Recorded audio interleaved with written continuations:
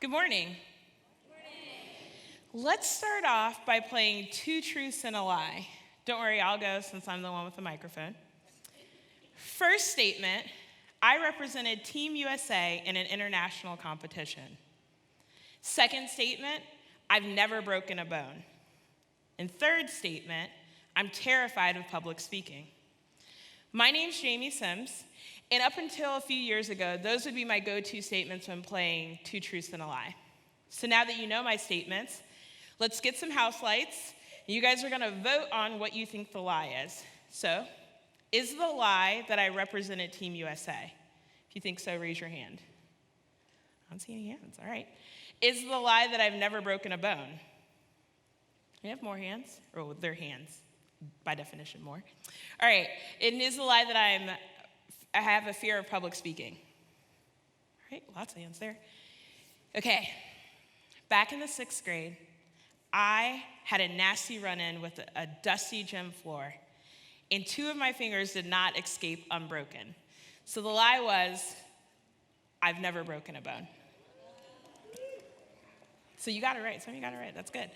And I'll just go ahead and hit the note of, I did represent Team USA in an engineering competition in France, and my team came in 3rd place after France and another French-speaking country, Canada, so it may have been rigged. And guys, it was absolutely as nerdy as it sounds, so there's that. But today, I want to share with you about my fear of public speaking and how I'm learning to not waste my platforms. You see, my fear of public speaking is really rooted in this idea that I want to be perfect when I communicate. And I have this fear of failure to the point where I didn't want people to think that I was dumb or even unpolished. So as I'm speaking, I'm constantly going through my words that I just said, making sure that I didn't speak with improper grammar or use the wrong word. And if I did, I would literally stop myself and go back and correct myself, because it was better to correct myself than to have people in the audience thinking, man, she messed up. Another way it would manifest itself is I would get so nervous and I would talk so quickly and I would lose my breath, and then I would spend time trying to even out my breath and catch it while still talking to you so you wouldn't know that I was nervous. And one time, I was giving a toast at my best friend's wedding, and as I stood there in front of all of his guests, microphone and paper in hand, I began to violently shake, so much so that I couldn't read the paper and everyone in the audience could see it.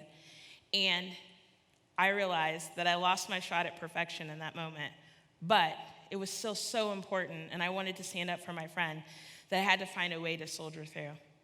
So I took a deep breath, and I just looked out into the audience and said, you guys make me nervous. And that became a coping mechanism for me. And about 3 years ago, I got up in front of a room of roughly 300 young adults that I didn't really know, most of which were strangers. And I shared with them my journey of learning to patiently and actively, and sometimes painfully, wait on God. And I poured out just some things that I hadn't shared before. And so, when it was all over, and I was feeling that relief, kind of like the speaker's equivalent to runner's high, in that moment, I heard God say, I'm going to use your voice. Now, you guys know I have this fear of public speaking. I just told you about it, and I started to freak out because I was pretty sure for God to use my voice, that meant I was going to have to talk to people, and I really didn't want that. But I also wanted to be obedient. I wanted to tell God yes, even though I didn't know what he was doing or really what I had to offer. But I knew one thing: God could use my voice, but I wasn't looking for opportunities. He'd have to do all the work.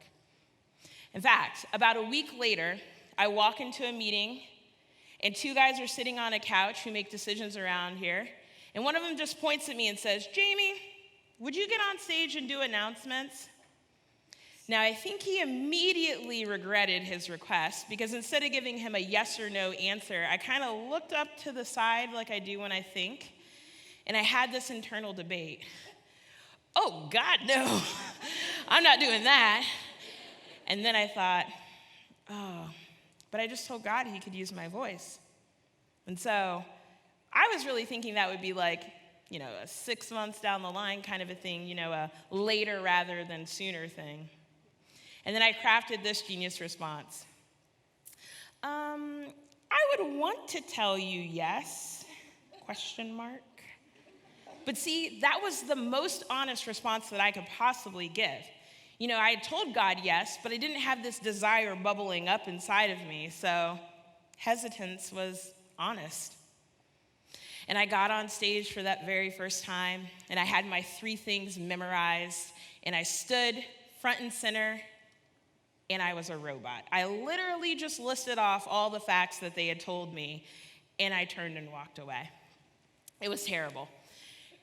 But I got more and more reps, and I started to learn that my voice mattered, and it wasn't about giving a litany of things or reasons why you could do this next thing, but I began to share my experiences and the experiences of my friends to maybe encourage someone to take a step, to take a risk and try something new.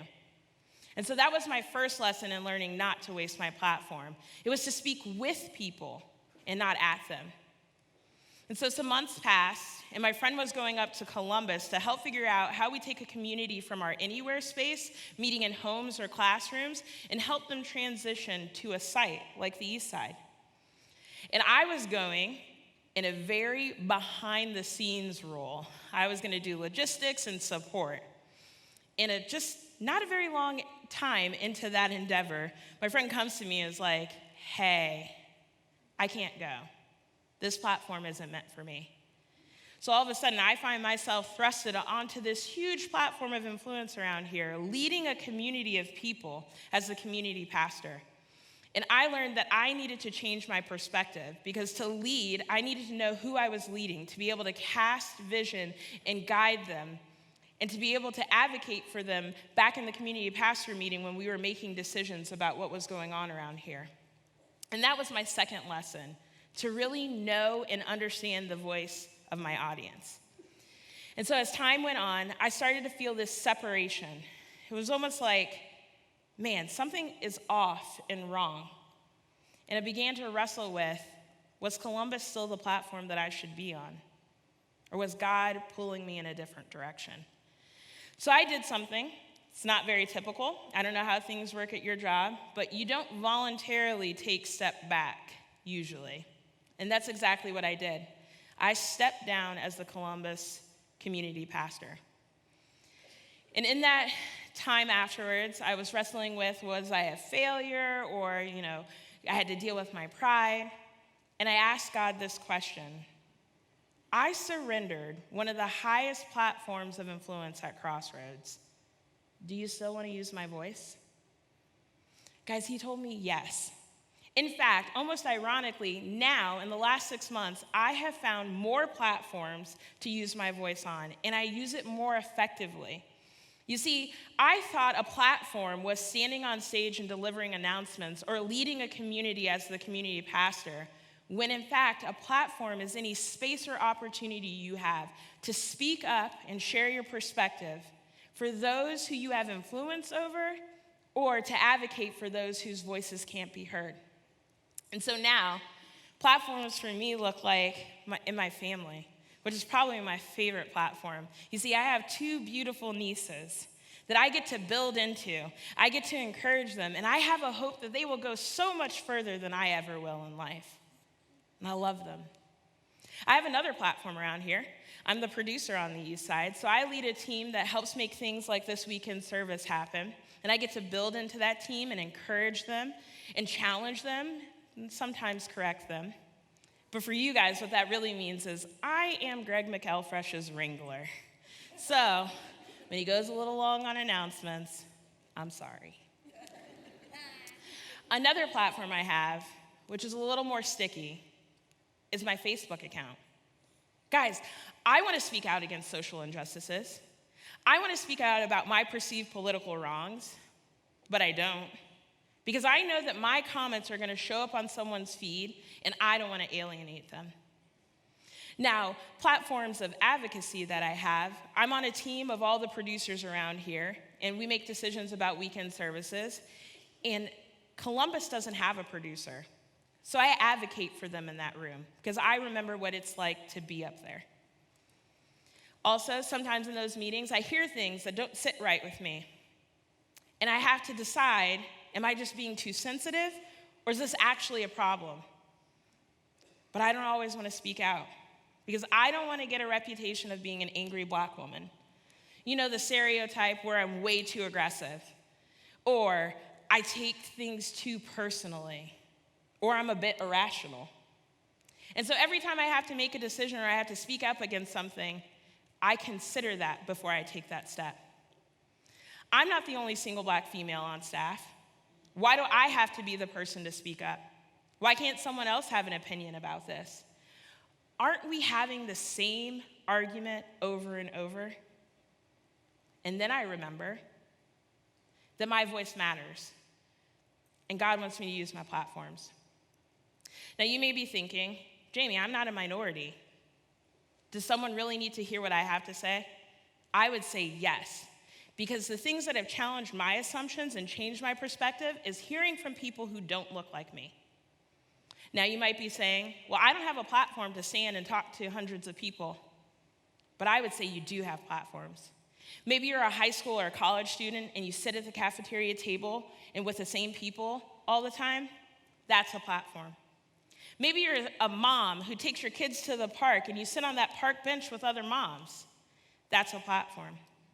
Maybe you're a dude that goes to dude group and you sit around your fire pit and you have the opportunity to build into, to challenge, and to call other men to do better. That's a platform. Maybe it's a boardroom or a volunteer team or anywhere your voice is being heard, because whether or not you're being intentional, it's still a platform. Now, I'm not the first woman that God wanted to use on a platform for him. There's this lady in the Bible named Esther. And you see, Esther was a Jewish girl who went through these crazy experiences, but ultimately she became the queen in a land in which she was exiled. And there was this guy there who was singularly focused on destroying all Jews. And as that day of destruction drew near, Esther's cousin, who was also her caregiver, came to her and said, you know, you are a Jew. How are you going to escape this destruction? And he goes on to say, in the 4th chapter of Esther, 14th verse, for if you keep silent at this time, relief and deliverance will rise for the Jews from another place. But you and your father's house will perish. And who knows whether you have not come to the kingdom for such a time as this? And don't you know Esther spoke up and she used her platform for good? I'm just saying, maybe you're at that park bench or at that fire pit or in that boardroom for such a time as this. To speak out against injustices that you see, to build into people, to encourage, to correct, and to warn.